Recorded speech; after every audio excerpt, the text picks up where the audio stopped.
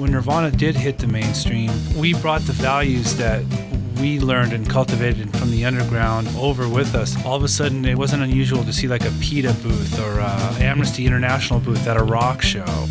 Rock star and political activist Krist Novoselic today on Now I've Heard Everything. I'm Buell Thompson.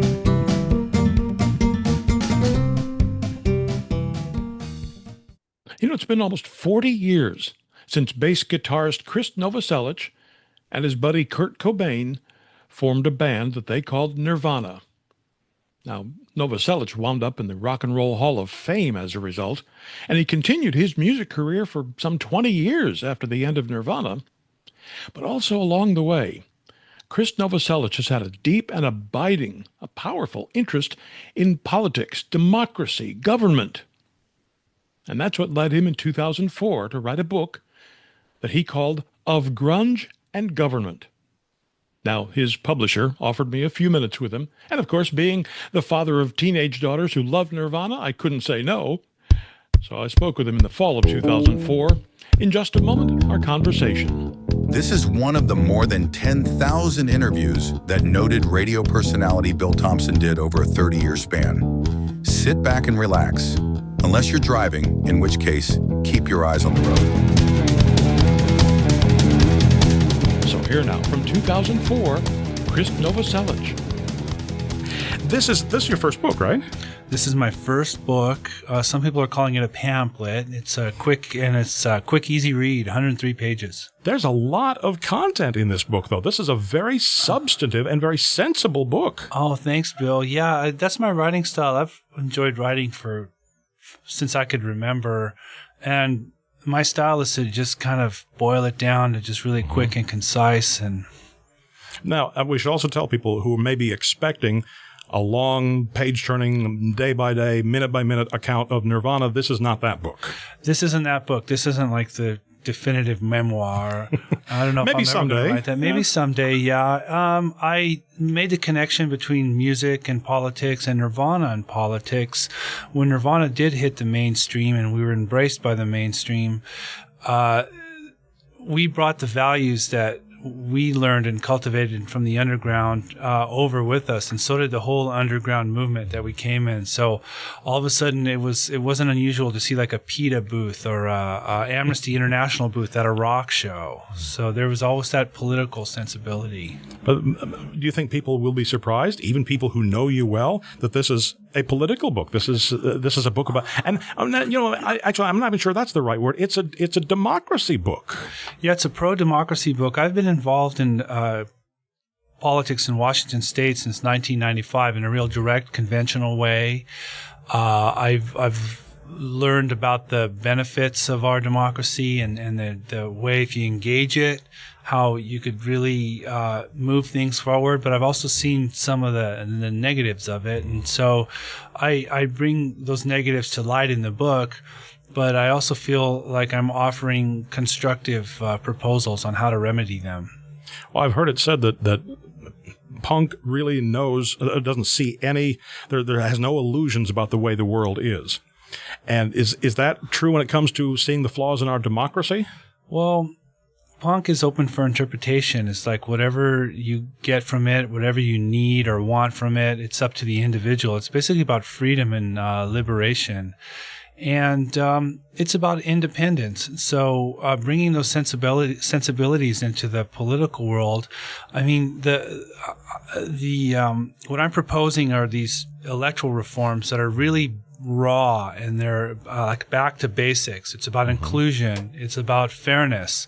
And so if you look at what happened with punk rock, it was about bringing music back to basics again. It's just being raw and having an energy again. And that's what we're lacking with our democracies. We're lacking an energy, a vitality. We need a robust democracy, and we're not getting that in the United States. Well, correct me if I'm wrong, because I'm of the older generation, sometimes us old fogies, we lose, we don't know.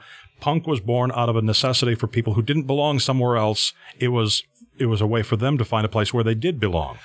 That was part of it. Yeah, it was a community. If the mainstream wasn't really working for you, you had a place, you had a refuge from this mainstream consciousness. But what punk rock was a reinvention of rock and roll music, where you had a deal in the mid to late 70s. You had the whole progressive rock movement, and there'd be like a 20-minute opus song with like a symphony orchestra. And punk rock brought it back down to just a guitar, bass, drums, and vocals, and you made your statement in 3 minutes. So just, back down to basics, back home again, everybody. So that's what I'm proposing in the book, is that we need to look at what's going on in our democracy right now. It's too cluttered. It's not speaking to people. It's not meaningful. And so we need some basic reforms that I think will spark democracy in the United States. You saw exactly where I was heading with that, was the whole parallel between, because everything that you said could be applied equally well to our whole voting system right now, where people feel excluded. They feel out of the mainstream. They feel that the mainstream has this winner-take-all, either or, black and white kind of proposition, where 20% of the people who bother to vote can elect the people who make our laws. There's something wrong with that system. Yeah, indeed. I've been on a book tour for a couple of weeks, and there's one thread. There's frustration. People are cynical. They're disconnected, and it's not because of our democracy. There's a whole analogy that an electoral system is like an operating system on a computer. We have this hard drive that we could process the information. We can hold the information. We have a processor. We can handle all the participation, but our operating system, we're like in a DOS system from the 1980s, and so we need a new operating system. And so proportional representation, instant runoff voting, these are ideas that we really need to consider and see if they best meet our needs and values as Americans, and I think they will. Do you know what appealed to me most about your ideas is the fact you didn't just sit down at a desk somewhere and think these up and think, oh, this could work. They work other places. They're being done right now. These aren't my ideas by any means. And just working on behalf of the music community in Washington State and working with so many great people, we found that there was a lot of enthusiasm to work towards an inclusive music scene, to have opportunities for people in Washington State.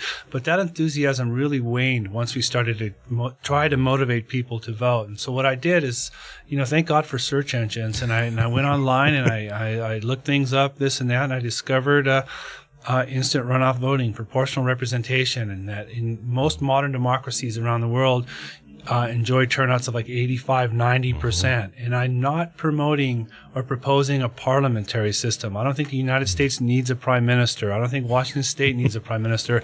There's a difference between a parliamentary system and a proportional system. Yeah, in fact, your suggestion for the proportional system, if you use Washington State as your example, would only increase the size of the state house by 1 member. Right. And it would actually have groups with as little as 10% of the electorate still getting somebody in the legislature. Well, that's right. It's the proportional idea is if you look at it, instead of having these small single-member districts, there'd be larger multi-member districts. And say, for example, a 10-seat super district. And so when the votes come in, you would distribute them like a pie. So if a party and a group of individuals got 30% of the vote, they get 3 seats. They get, the triple piece of the pie. 60% would get 6 seats. And it's called full representation or proportional representation. But we'd still have the Washington State Senate, which would be smaller, single-member districts. We'd still have a governor, the judiciary, all these checks and balances I think, would really accommodate a proportional system in the state house, the people's house. And ultimately, I think that this idea is going to catch on. It's a new wave of democracy, and it's going to move all the way up to the epicenter of political stagnation, namely the United States House of Representatives. I'm guessing, though, that some people look at it and say, oh, these are cool ideas, but, nobody's ever going to go for this. Don't believe them. When we were working in Washington State for an inclusive music scene, they'd say, oh, you're never going to have all ages shows in Seattle. You're never going to do it. But you know what? Change is coming. The whole new paradigm is like the pull paradigm. The old way is like when people would, and our media culture and our society, where we'd get things pushed on us. Like we'd get our news from the 6 p.m. news. We'd have 3 channels to pick from. Or you'd read in your local paper. And that's how you'd get your information and maybe subscribe to, a few magazines and read books. But the new paradigm is the pull paradigm, where you have, and that's being facilitated by the World Wide Web, the internet. And so what's happening is people are getting pulled in. They're getting a diverse, decentralized information. And, democracy is finding new life on the World Wide Web. I mean, look at Howard Dean's campaign for president. The Central Committee of the Democrats weren't pushing Dean on Democratic voters. Democratic voters were finding him online and finding each other through the Meetup.com phenomenon. I went to a Howard Dean meetup in Aberdeen, Washington, in a supermarket kind of food court area. And so, we were like-minded people and we found each other out. We were pulled into the ideas of the Dean campaign. And so I say that our current electoral system is ill-suited to facilitate the new paradigm. And more people we have diverse information now. We get our news from television, from the radio, and satellite radio. There's the internet radio. There's all kinds of mediums. Technology is changing, and so it's a decentralized structure. You sound optimistic. I'm always optimistic. We're not living in Warsaw in 1939. I mean, there's, you know what I mean? We live in the United States of America, and we have so many benefits of living here, and we have the benefit of having this Constitution and this democratic system that could really serve us. And so that's not the problem. The problem is with our electoral system. Krist Novoselic turned 60 last month. Last year, he formed the Cascade Party of Washington. Now, you can get your copy of Grunge and Government by Krist Novoselic by tapping the link in our show notes, by clicking the link in the description below if you're watching this on YouTube, or by going to our website, heardeverything.com. We may earn an Amazon commission if you make a purchase. Heardeverything.com is where you can also find my 2003 conversation with commentator Fareed Zakaria. Most Americans think that this is the most democratic country in the world, but actually it's probably the least democratic of the advanced democracies. We have something that is really a mixture of these what I call constitutionalism and democracy. The founding fathers never called America a democracy. They called it a republic. And my 2007 conversation with the co-founder of Korn, Brian Welch, also known as Head. It's not what people think it is. The rock star life is not what people think it is. I mean, the best part of the day is the hour and a half or 2 hours on stage. Even that, you have your good days and bad days. And of course, we post new episodes of Now I've Heard Everything every Monday, Wednesday, and Friday, and you can find us everywhere you find podcasts. And thank you so much for listening. Next time on Now I've Heard Everything, we're going to teach you how to think like a lawyer, as Professor Kingsfield once said.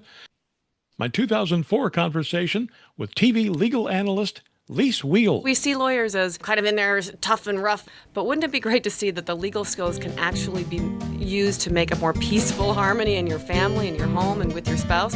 That's next time. Now I've Heard Everything. I'm Bill Thompson.